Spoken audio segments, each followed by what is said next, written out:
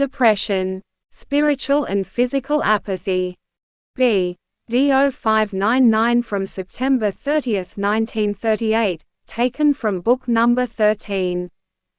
Pay attention to every depression affecting you and always regard it as the means used by the Lord in order to submit the soul to His will. Behold, you humans would yield to a certain amount of spiritual sluggishness without a second thought were you not subjected to moods which affect your thinking.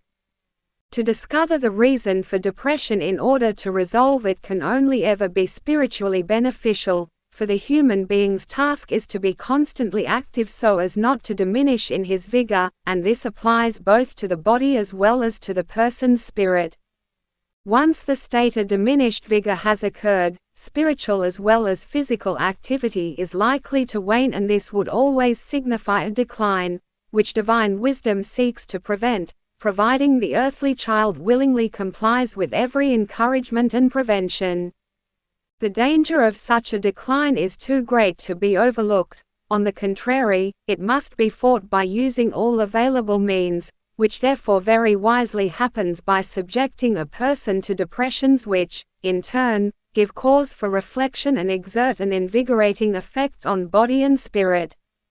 Someone who always regards and understands such depressions as a revival for spirit and body will derive utmost benefit from them. He will monitor from which side he is at risk and protect himself even before the state of inertia occurs.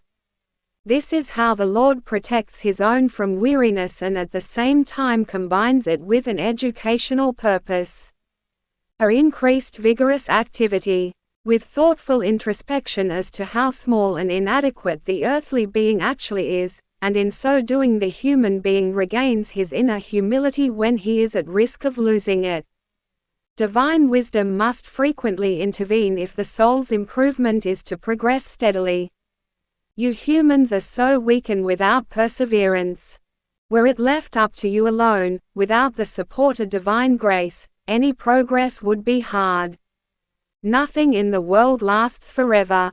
Eternal alternation and alteration keep everything continually active. The spirit must therefore also be constantly stimulated, and God deals with this in a manifold and frequently changing way. Yet always bearing the benefit of the children on earth in mind and taking care of them according to their need, often in painful but also in uplifting ways. However, the only decisive factor is the effect the events or feelings exert on the human being's spirit. A person rarely succeeds in overcoming all hurdles in life with the same ease. Many a time his strength will leave him, and then visible help must come from above, but it frequently expresses itself such that it is not gladly welcomed.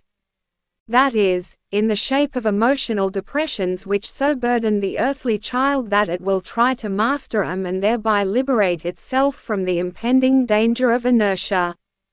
Then it will try twice as hard to fulfill God's will.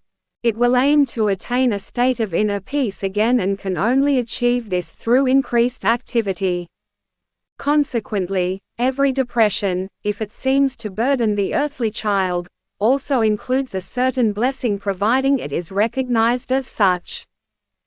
Amen.